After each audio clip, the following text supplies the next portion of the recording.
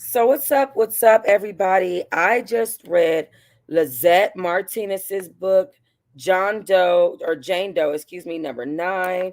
Let me pull up a picture for you so you can see how that looks. Surviving R. Kelly. So I just read it on the home channel, and just in case you guys don't know, you guys are very welcome to go to my Patreon, and it will be there. The actual read will be on my Patreon, as like it's not really allowed here. So this is Lizette Martinez. I hope you guys, yeah, you guys can see her. So this is Lizette Martinez. I always felt bad for Lizette because after she did this whole thing with like Lisa Bloom, and she went forward with doing the docu-series with Lifetime, she lost everything that she had. She literally lost everything. Like, she lost her job. Okay, she lost her job. She lost her apartment. She lost everything, and it was completely like devastating that she did it. On top of that, a lot of people had a lot of stuff to say to Lizette Martinez, and I thought that was really sad that they was doing her like that. I'm being honest. I thought it was sad that she was getting done like that. But at that time, a lot of people were getting done like that because not a lot of people believed that these girls were telling the truth about their endeavors with R. Kelly. Now, let me guys just tell you, her book is available on Amazon. You guys, let me pull you over there so that you guys can see that as well before I get into this actual review. Oh, okay, hold on. I'm gonna have to pull you up. I'm gonna have to put it on my phone and then put it on there. Okay, so this is the book, and like it says here, Lizette Martinez's story embodies the fire energy that gives light and life to survivors all around her. Survivors need to see strength and perseverance despite opposition, and Lizette models just that. So it tells a whole story here. And it said on January of 1995. Now hold on, let me pull up my book club right quick so that I can mod my mods. Y'all know VIP Teahive is mods all across wherever I go. So let me just pull up my channel, and then I'm going to go right here. I'm live. All right, let me mod my mods. What happened? Hold on. Something is going wrong. It's something about your world that got me going crazy. Okay. R. Kelly. All right, Kelly Kells. Hold on. So let me go to my channel, and then, okay, now I can do it. Let me mod my mods. All right. Okay, perfect. So here it shows us that it says in January of 1995, 17-year-old Lizette Martinez met Grammy-winning musician and record producer R. Kelly at Aventura Mall in Florida, where he was performing. Now, see, she didn't say in the book that he was performing. She said that she had just saw him come out of concert. So I guess she didn't want to give weight to that. But yeah, she brought that up in the book that she did meet him at Aventura Mall, that she was actually walking with one of her friends, that she was walking with a lot of her friends actually, because they would be around her best friend Michelle's job. And she brought up how she was poor. She brought up how, her family, she wanted to do better for her family, how her family needed money. They were basically sleeping in a backyard, all of those things. Yep, welcome in, Nelsa. All of those things. And she brought up the fact that, she felt like by meeting R. Kelly that it was an opportunity straight from God. Like R. Kelly had fallen straight down from God and given her this opportunity that she otherwise would not have had. Okay. So it says that at first, it seemed that her hopes of becoming a professional singer were about to come true when he offered to help boost her career. However, this mentorship quickly turned into sexual grooming, leading to years of physical, emotional, and sexual abuse. Okay, so I'm going to leave that right there because we haven't gotten into these parts of the book yet. So I'm actually going to leave that up, and I'm just going to go into my review. Okay, all right. So the first the first chapter, the monologue, everything else that she put together for those first little pieces of the book, I thought it was well put together. I like to hear about a survivor's background. A lot of these R. Kelly books that I read, they have just gone straight into, I met him and he gave me his number, a slip of paper into my palm by his bodyguard. And then I popped up at his house after I called him on the phone, and they didn't really give us any background as to who they are. I like the fact that Lizette included who she was before she met him in this book. She was a poor girl. She didn't have high hopes or nothing. Her dad drove a Nova. She wasn't used to seeing stuff like TVs or having money to go shop at the mall.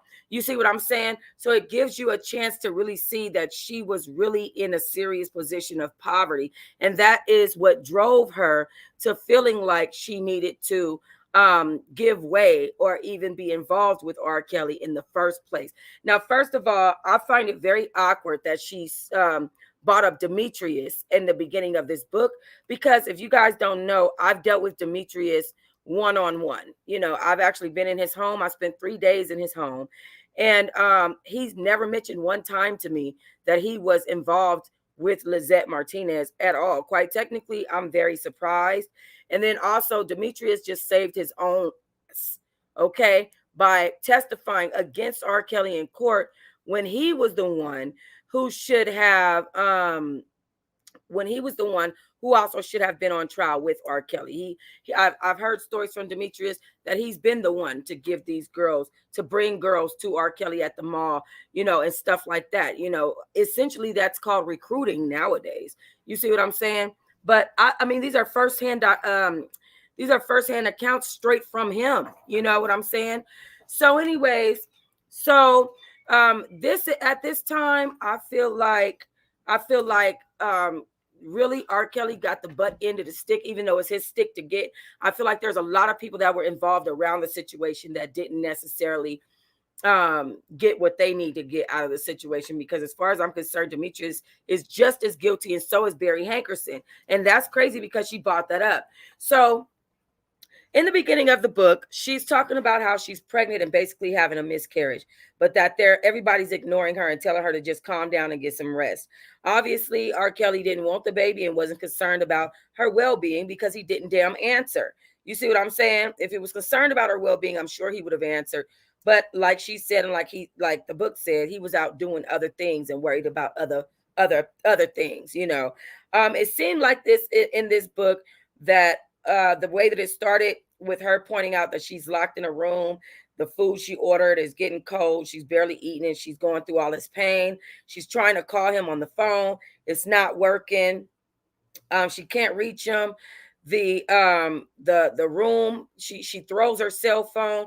The room is calling her, thinking that R. Kelly is with her, so they don't know where the hell she is or he is, and stuff like that. It seems like R. Kelly is really selfish, and I think that that's what made him fall off in the first place. I think that him being selfish in this process with these girls is what made everything fall off in the first place. I really feel like if he had done better and treated these girls better and stuff like that, that we wouldn't be in the position that we in today, watching him have to go back on trial and go to prison. Essentially, he's in there for the rest of his life at this point. Quite technically, I'm surprised he hasn't taken his own life at this point.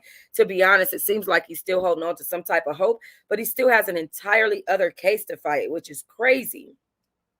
So anyways, I think the selfishness, it was important for her to point out in that first epilogue, because it gave us a clear stance of where things were going to go in the future. And then she went backwards, So those flash forwards, those are important, whether it's in books or whether it's in TV, because we need to know what happened at the end and the beginning. Okay. So anyways, after they meet at the mall, so she meets him at the mall, Aventura Mall.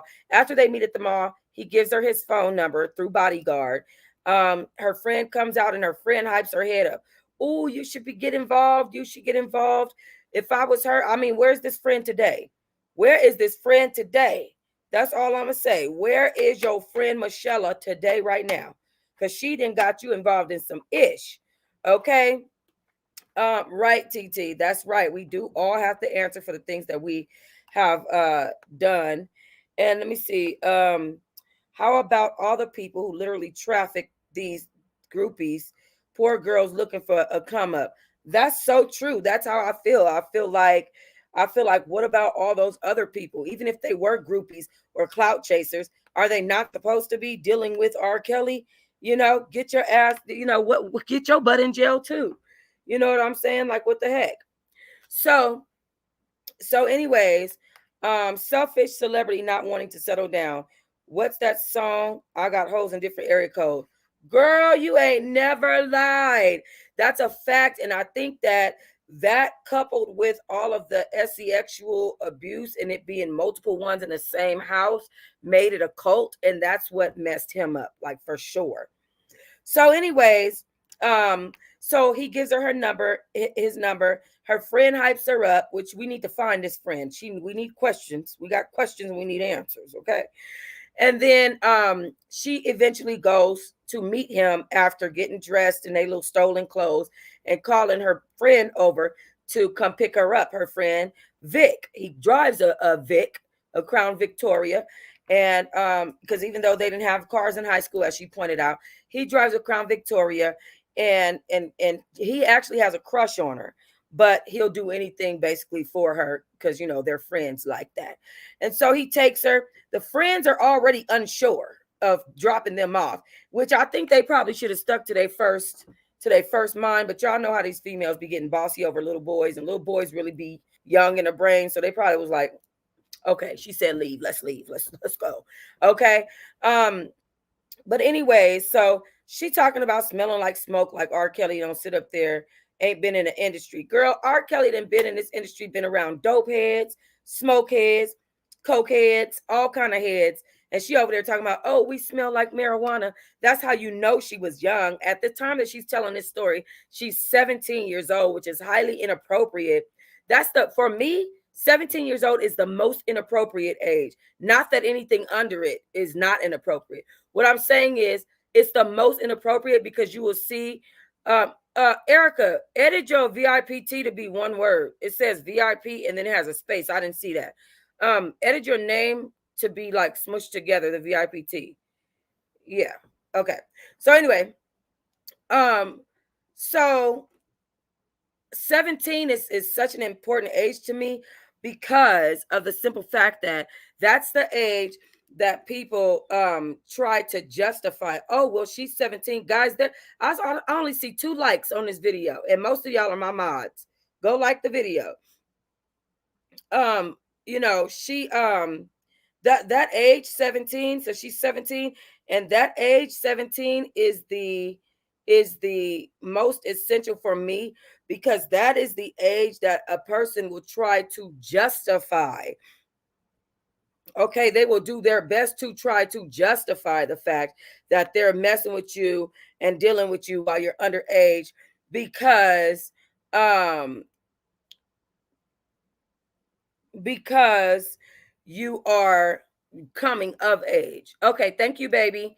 So I don't like that. I don't like the fact that people try to make it seem like, oh, they're 17 years old and she going on 18 in 3 months. Then you need to wait for 3 months if that's the case. And when she turns of age, you can make your decision. But right now, this is highly inappropriate. And it's like I said, it's the most inappropriate. And I don't like it. And I will never agree to that. You know what I'm saying? Also, though, as a 17-year-old, you need to know your effing place. As a 17-year-old, you have no right to even be, thank you, Nessa. You have no right to even be accepting, okay, a grown ass man's number. I don't care who he is, okay? You have no right to be calling this man. You need to stop. Did you stop to think about your age and what you did at your age, and that it's not only all solely on one person? Your ass knew what you were doing. You were 17. You weren't fucking 5. You know what you're doing at that age. So don't play with me. There ain't no way in hell that you felt like that was okay for you to sit there and then call and then initiated the call. You initiated the call. So, I blame both of those parties for mixing in with each other. Not just one, not just R. Kelly, not just her. Both of y'all were out of fucking bounds and out of order. And you, girl, I don't know what you was doing, but you needed to be home with your parents. Okay, since you can't be trusted as a 17-year-old to walk around the public without damn getting phone numbers and shit from grown-ass men, and getting in a car with grown-ass men. Those men could have raped you, killed you, done anything to you, and nobody would have even knew your story today. These are things that we have to put into perspective. Yes, it was a federal case. Yes, it was. So they get dropped off. They're meeting with grown-ass men, okay? Grown-ass men who are putting their chains around their neck, breathing down their throat as young women, and taking them out to eat. You know, this is also on the parents. This is a lack of parental guidance and guardianship. If your parents were keeping a close eye on you, then you wouldn't have gone through that. If your parents had you under control or spoke to you about being taken advantage of, you wouldn't have been going through that. And that's just real talk. This is what happens when you don't talk to your children about stuff that they need to be talked to about. Like, you know what I'm saying? My daughter already know you don't get in no grown man's car. That's period. I wish the hell you would. I wish the hell like hell you would. I wish you would come back here and tell me, oh, but it was R. Kelly. I don't give a damn who it was. You understand? I could care less who it was. Is R. Kelly a grown man or woman? Man or woman? I don't care. Not you got into a grown-up's car and you think that you're about to not get in trouble and be on punishment and all that stuff. Oh, it's going down. I don't want to say what I would do right here on this internet because y'all know folks like to record things and this has to live on. But I'm just saying it will be some smoke up in the city. Okay? On both ends. And his ass would have been in jail dealing with me. Straight to court. I know you didn't, not my 17-year-old. Okay? Right. Exactly, Timo. Where were the parents during this whole trial? Where are these other people's parents? Are we just going to only focus on Tim Savage, John Jalen, Angelo Clary, and damn Alice? Where are the other people's parents when they were children? Like Jerronda Pace standing outside of a damn courthouse at that young age during his first trial with Rashonda Landfair, sitting there waiting to see this man when he comes out. Where are those parents? Why aren't they being held accountable? Do you see what I'm saying? And what the problem is? This is what the problem is. So, and she did bring up Jerronda Pace and said she was nervous because she was waiting to testify in court against R. Kelly in the beginning of the book in the epilogue. Okay. So she did say that she brought up Jerronda Pace, but I don't know how she can use Jerronda Pace as an example. Jerronda Pace is somebody who vetted out a grown man. I'm sorry. Where's your parents? Everybody is responsible for what these children had going on. All of the adults that were adults at the time, including R. Kelly, are responsible for what these children had going on. And I'm saying they need to go to jail, yes. And I'm saying that these girls were responsible too, in a way that they need to go to counseling so that they don't pass those traits down to their own kids. So that their own kids don't go through that. Do you see what I'm saying? Like, seriously. Because you can only teach what you know, what you've learned. Hold on, Rashida. Let me get you your ranch. Not ranch, honey. Ranch dressing, girl. Let me get it for you. Hold on. So I'm just saying, I feel like everybody that was responsible is not being held accountable. And that shit's not cool. It's just really not. Okay. So anyway, so after she meets up with him, they meet in a parking lot, in like a desolate parking lot. And she's bringing up the fact that, okay, there are people that could have seen us. She says straight up, I'm a little kid. He's a 28-year-old man at the time. This is a 30-year-old man getting numbers from children and not asking how old they are, finding out how old they are, which that part of it was very important to me because Azriel Clary, I believe, lied about her age. There, I believe it was Azriel Clary and Geronda Pace. They lied about their age. But Lizette Martinez says she came out and blatantly told him that she was 17 years old when they were at this table, that she was still in high school, you know what I'm saying, and that she wanted to make a life for herself as a singer once she graduated, that she wanted to do something with her future. You know what I'm saying? And that, I think that was a very, very important part of the story. I think that that was very important because it showed that he basically had zero reaction when he found out how old she was, versus another person who told me that, or who told the court that he slapped her when she said she was 17. He slapped her and then told her, don't ever say it again. You know what I'm saying? So, and they didn't, and that person didn't tell him how old she was on their first meeting, clearly. Okay. But Lizette did. I thought that was very, very important to know. Okay. Right. So, so she goes into, they met in a desolate parking lot. Okay. Her friend is being flirted with by this guy, Mac, who is R. Kelly's cousin at the time. And because where's this guy today? Where he at? I don't see him. What, y'all see him? Okay.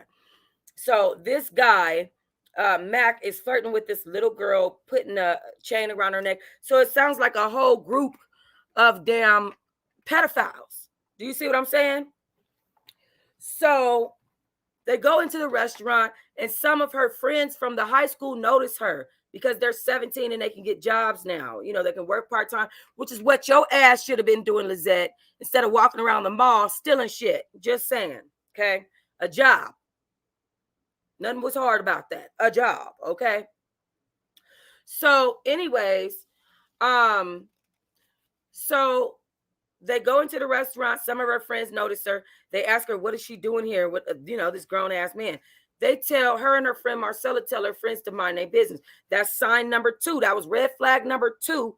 That was opportunity number 2 to get your ass up out of there. Okay? Okay? Didn't do it. Didn't happen. I don't know why. But that was opportunity number 2. So then after her friends give her this warning, they're sitting down at the table and they're all talking. Now, during this talk, things get weird for me because clearly this is after the time that he has been, singing or giving, they got temporary fame off of R. Kelly name. Even Tim Savage in that recording with Cash Jones admitted to Lifetime that everything was bullshit. I don't know if that's true. I have interviews with Cash Jones and Tim Savage, and they didn't admit that it was all bullshit. That's for sure. I don't know what you've been seeing, but I have personal interviews with them. So I've been in Tim Savage's home. I actually watched the docuseries in their home with them in their living room, with Jory and Jai, being upstairs. So, but so this situation for me, it turned weird because it was clearly after he had already been with Aaliyah. It was after he already married her. It got annulled. And, Aaliyah had moved on with this huge career, which is what Lizette Martinez saw and her friend Marcella saw. They're like, look what he did for Aaliyah. Hello.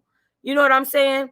And so I guess that's, that I feel like that's his end. Like, that's his end, to get the girls to come to him. Like, look what I did. I can change your life, bitch. Like, let me get up in there. You know what I'm saying? Let me get in your life. I can change your life. And I just feel like, hold on one second. Hold on.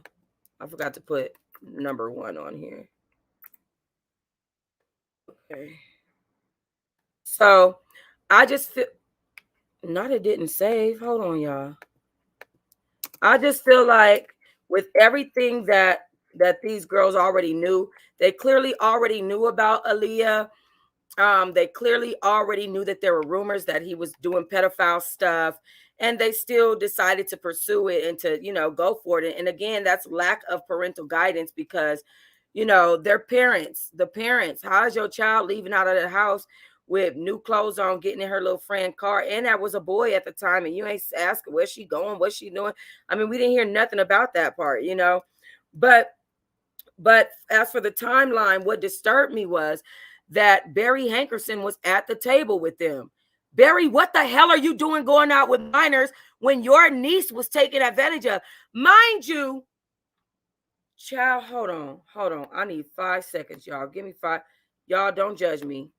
I have to use the bathroom. I'm so sorry. Hold on. Let me play y'all some music.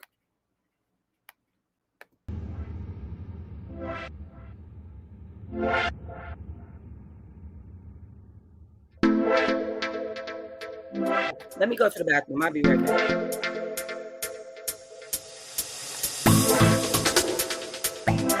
Now let me know what y'all think about this book. I'm finna go off on Barry Hankerson. Let me just use the bathroom. I actually haven't gotten out of bed.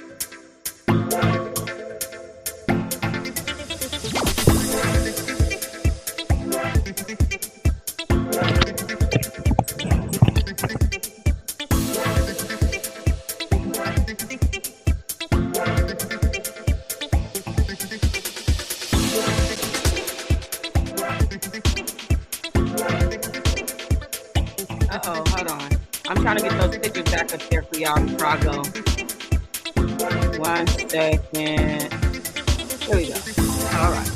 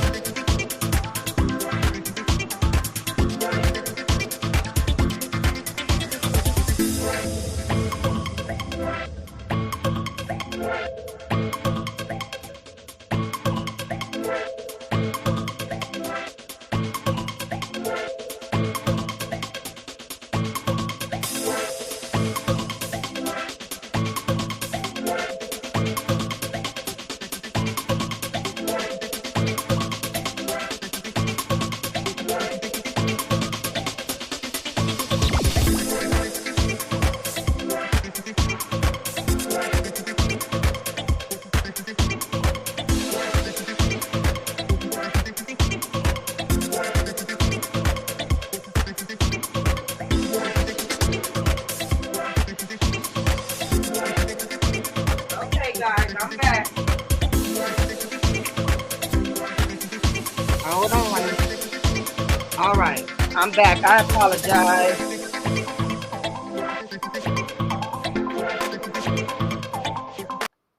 All right, so I am back. So I haven't gotten up out the bed today. You guys just saw me take my head wrap off and everything. So I'm just like, just getting up. I just been like kind of like in the bed making videos.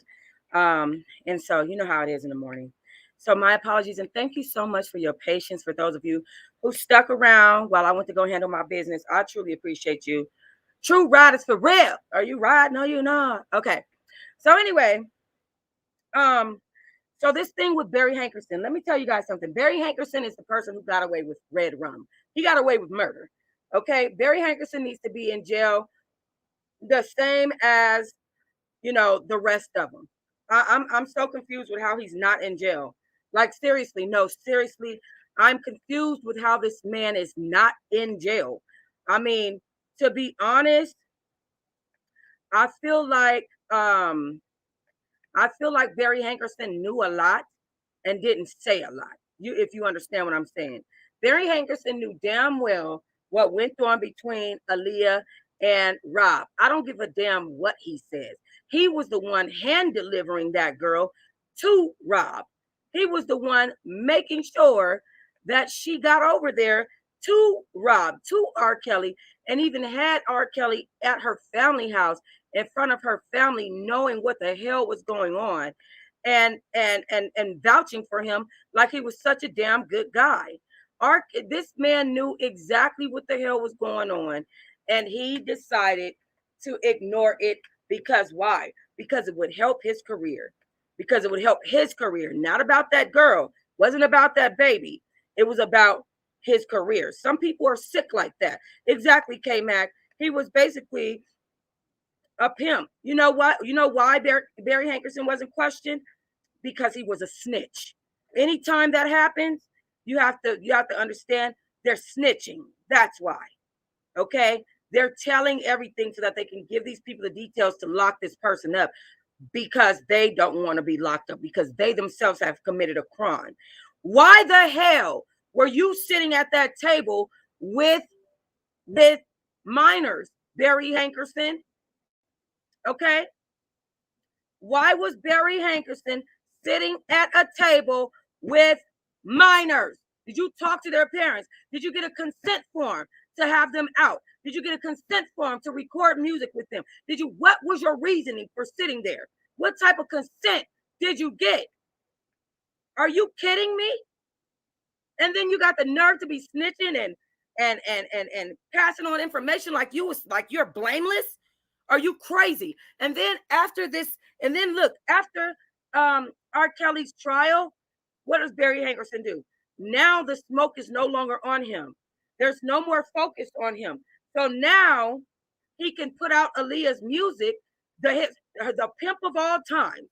Barry Hankerson is the person who got away with murder. That's what we're looking at.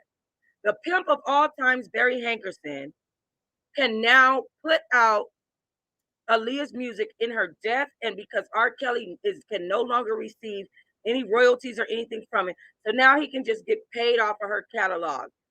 You know that this man is up. Barry Hankerson, I cannot do him. He is up. He's the most messed up one.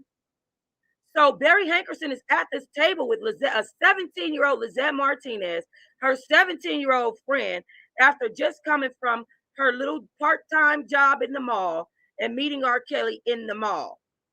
Okay, exactly. But my whole thing is, Barry Hankerson, what the hell are you doing sitting at that table with R. Kelly and Lizette Martinez when you just saw this man? You knew that this man married your fucking niece because he got her pregnant while she was underage, and he thought that was going to stop her from being able to testify against him if they filed criminal charges on him for sleeping with her. You knew that, and you have the nerve to sit up with this man at the table with another fucking child. Couldn't be me. Couldn't be my kids. Couldn't be my brother. Couldn't be me. I know that family is holding a lot of pain, and I know they're going through a lot due to Barry Hankerson. He ought to be ashamed of himself. Then the girl turned around and died because it was too much weight on her airplane. You know what I'm saying? Then the girl turned around and died. And she was supposed to be on a different plane. There were two planes. Lenny Kravitz sent them airplanes. And she was supposed to be on the other plane, but by herself, but she didn't want to seem like she wasn't humble. So she decided to get on a plane with everybody else, and her plane had too much weight on it and it crashed. Okay. Now,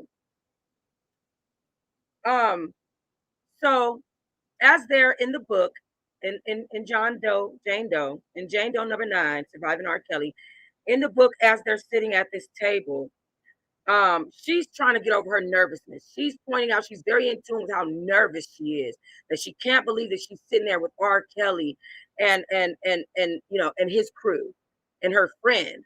Her friend is ignoring advances by another grown man in the crew while she is, knee and knee with R. Kelly. He has his knee on her knee and it's tripping her out. She's like, what did he want me here for? Like, she thought that they were going straight to the studio initially, but no, he wanted to invite her out to dinner. So here we are at this table. So while they're at this table, Lizette is answering questions about who her favorite singer is. Now, she doesn't want to bring up Aaliyah, but she knows that's what they're expecting her to say. So she says Mariah, and he looks at her. R. Kelly gives her a look almost like he wants to be reminded of his work. That's narcissistic right there. If you know that you've done wrong, that's like a killer going back to the scene of the crime and taking some panties. You know, they want to recognize that they did some shit right there. You see what I'm saying? So he's waiting for her to say Aaliyah because that's his best work at the time. And she eventually says Aaliyah, but she's afraid to ask him if he was involved with Aaliyah. So her best friend, Michelle, ends up asking, weren't you involved with Aaliyah? And he actually denies it to the girls, to Lizette Martinez and to Michelle. He denies it. And he says that's her uncle right there. He would know. And does Barry stand up and say, yes, he was. We had to get they marriage annulled. They got married in a hotel room, and the situation was pretty bad, but we're trying to work past it. No. Barry Hankerson assists in misleading these underage ass females into believing that R. Kelly did not fuck his niece. This man needs help. This man needs help. I'm so mad at Barry Hankerson. It's hard for me to believe. Like, I promise you, it'd be the worst people that get the most passes. And I'm like, how does this happen? It's always the good people, because God is not going to let his good people not learn from their experiences. So these demons always get the fucking pass. And it's like, damn it. You get in the past now, but you're going to pay in the future.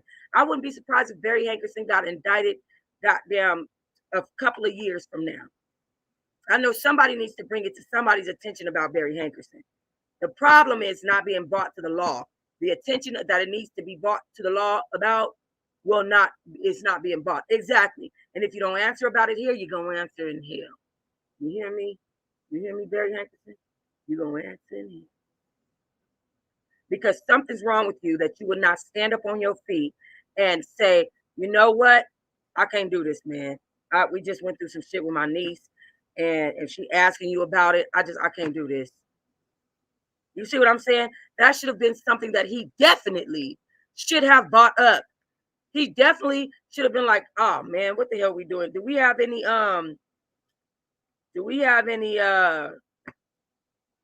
consent forms from their parents or anything? You feel me? So anyways, they ended up, Rob, R. Kelly ended up laughing the shit off. So the rest of the table started laughing when first they was like, and it actually doesn't say that Barry Hankerson had any kind of reaction to that, which clearly he didn't let the truth be known, because this girl in the beginning of her book, in her epilogue, was talking about how she was then pregnant, having a miscarriage. So obviously Barry Hankerson didn't say shit about it. He didn't say one thing about it. Okay. So anyways, at the end of the book, at the very end of the book, R. Kelly had asked her to sing. Now, I think that this is his way. Can we get the likes up, guys? We got 16 in the room and only 8 likes. Can we get the likes up? Please make sure you like or dislike when you come in the room. Of course, we can't see the likes, so if you want your opinion to be reflected, make sure you hit the like button, okay? Thank you so much in advance. So, I just get disturbed because I feel like that is his way of getting these girls to open up and just come out of their shell, sing. Plus he's an artist. He want to know what you're gonna sing. What's the first thing gonna come out of your brain? Your brain, your mouth. Is it gonna be one of his songs, one of Aaliyah's songs? Whose songs is it gonna be? I see yourself. I see 14, but I see you. Thank you. So it just kind of rings my brain. Do I believe that the book is actually factual? I do believe that this is her account of her facts. I do believe that there was something going on, because there's too many people saying the same shit. These girls weren't even in the same timing, in the same generation. There are people that that I'm cool with. Like me and Kitty Jones, we talk off, off of this, like off subject and about other things. Like, you see what I'm saying? I trust Kitty Jones's word. Like, I really do. She's the one who, when all the R. Kelly girls do those um try to do those copyrights against my channel, she's the one who let me know that her, Drea, and all of them was sitting up watching my channel. And that's how they know. They know. Hold on, which one did I follow that with? Yeah, okay. Hold on. That's how they know who I am and what role I played in the R. Kelly saga and all the interviews that I did and that I was reading their books. They knew that. And she helped me get all that shit off of my channel. And I was able to save my channel because of Kitty Jones. I don't have a reason to not believe their accounts. You see what I'm saying? There are people, though, like Azriel Clary, who we can see play games. And like I said, it's not all one-sided. I don't think that it's all one person that is um that is responsible. I think that it's also on these girls who are 17 years old who know damn well they know better and they still are choosing to do the wrong thing. Life is about choices and you have to pay for the choices that you make. You see what I'm saying? And that's just, sometimes that's just what it is. Um and so yeah, I do believe, right, Nessa, period. So yeah, I do believe their accounts of the stories. Do I think that they all started out correctly? And you know what I'm saying? No. Look at Geronda Pace. She chased R. Kelly around that courthouse while he was on trial for Rashonda Landfair. Hell no. I don't think that she lied about her age. You know what I'm saying? But it's up to him also as a grown man to be like, let me see your ID. Bitch, I'm R. Kelly. Show me your ID. I don't know who you are coming in my house. You can try to stab me in my temple. I don't know you. I'm famous, ho. Let me see your ID. And he's not doing that. So it's on a lot of ends. There are a lot of strings here that a lot of people don't understand. You see what I'm saying? There's things that could have been done, preventative measures and responsibilities of all on all ends that weren't being met. And so, yes, I do believe her accounts of this story. She most definitely was involved with R. Kelly. And that's a fact. And there's no disputing that. You see what I'm saying? So right. And that's the reason why I think he's in a position he's in. Like I said at the beginning of this video, the position that he's in right now is because he was careless. Both not only with who, but also how, also what, when, and why. Absolutely careless. Okay, I think if there was any real true love between any of these people, that your ex-girlfriends don't all, whose ex-girlfriends all walk away doing this? Not everybody's. There's something going on that's not right. There are employees that said that they felt like they were entering a different world, living in a circus, being around R. Kelly and his shenanigans. You see what I'm saying? So it's just about knowing, and it's about caring and knowing how to care and knowing who to care for, knowing where to care and knowing when to care, and actually caring and showing care. If he had showed an iota of I give a damn about you to any of these girls, that they wouldn't feel abused. They would feel like their boyfriend did them wrong. There's a difference in me feeling like, damn, this nigga just don't give a fuck about me. You know what I'm saying? Than me feeling like I was abused. There is a difference. So, um, so yeah. But anyways, the book did end, the chapter 1, excuse me, ended with her saying that he asked her to sing. It didn't clarify if she sang or not. We're going into chapter 2 tomorrow. Guys, all of the actual reads are on my home channel. I'm going to put a link down below to the home channel. You guys are welcome to go find that. I'm also going to put a Patreon link on down below, because the permanent read will be on Patreon. Okay, it will not be here. Okay, this book read is going to be taken. This is a review channel, so it'll be here. Also, I will be creating reality raps for these episodes. So, like, as you hear me reading, I don't know. Do you guys know what a reality rap is? Let me go show you. Hold on. Let me show you what a reality rap is. Right quick. Let me just show you what a reality rap is. Okay. So, here I have one. And a reality rap is when I take a book and I remix it so hard and create actual visuals to the book. So here I read a book by Toni Michelle, author Toni Michelle, and here's her reality rap. Thank you so much for joining me for season 1 episode of Money is the Motive by Michelle, also known as her own screen.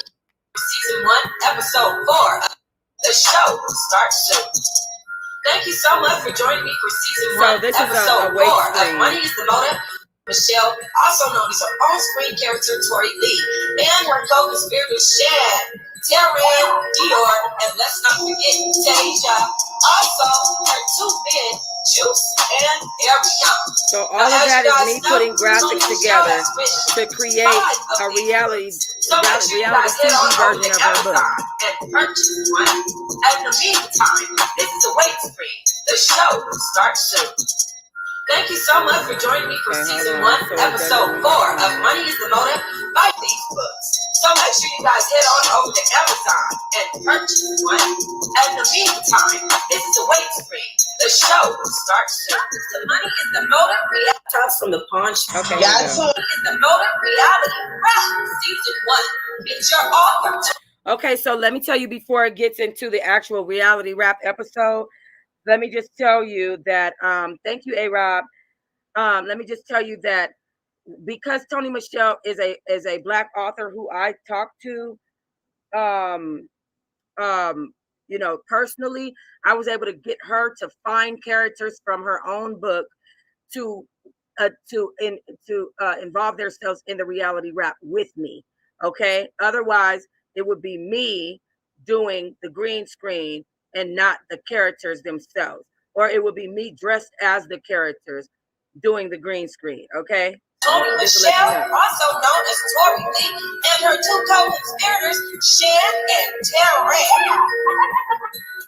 Her diva of a best friend, Dior, not to mention her man, Juice and Ariana. You guys know Toni Michelle has written 5 of these books, so make sure you go check it out on Amazon. In the meantime, let's get into this episode. Y'all tune in. We about to get this real money. My girl about to show us how to do this thing. Man, I love my bitches, and I think this is where I went wrong. I called all of them over to my house and turned them on to the drop game. I don't know about y'all, but as for me, my whole crew eating. I wanted to take them to the top with me. That's what a loyal bitch like me is supposed to do, right? I purchased laptops from the pawn shops for them. And we have a girls' day out so we could use Starbucks Wi-Fi. It's so easy. My homies catch one just like I did. I had a different hookup since Dior works at a call center that does Medicaid claims primarily. Shan and Terry Ann work at a mom and pop credit union when they choose to go into work. Not sure why that guy keeps them around. Bitch don't want to sell no pussy or go to work. That's why her pocket's dry. Duh.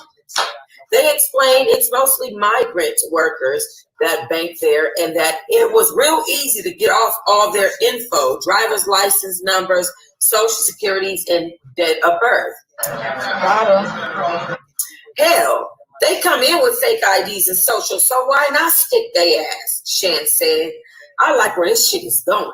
For the next week, I worked at the office and get off and hit the laptop. The numbers I get from the ladies are going through. We have, in 2 weeks, a total of 100,000 coming to us. 25 grand, bitch. All my numbers in. That's 25 grand for each of us. Not to mention the 20. I'm sorry, did I cut off the sound? Michelle, I'll sit on over there. Did I cut off the sound? I'm so sorry. That got in. I wanted to take best friend, Dior, not to mention her. Y'all, I just got the sweetest delivery.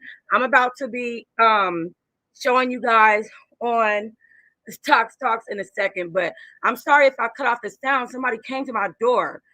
So you love the idea, get that copyrighted or something. I know, right? So were you guys hearing that? Were you guys hearing that as it was playing, or was the sound cut off? This is better than Cliff Notes. Right, exactly. Somebody let me know. Were you guys hearing it when I pressed mute? Because oh, okay, perfect. I'm glad that you guys heard it. So yeah, so that is what a reality rap is. And so you guys can expect a reality rap to come to this channel for the first episode very, very soon with my remixes in it. I'll probably be dressed up as characters and, like re-say some parts as a character, stuff like that. So just be ready for that. And thank you so much for joining me for this review. Again, Jane Doe #9, Surviving R. Kelly, can be found in Amazon stores across the globe, across the world. Okay, there is a Kindle edition, there's an audio edition, you have the hardcover paperback and the audio CD. I just went ahead and supported her book by just purchasing it. And I don't usually get paid a lot from doing my reads or from doing, and this channel is not paid yet. So just make sure you guys stay tuned in. Make sure you guys share the content, share, because I do need to get my 4,000 watch hours, you guys.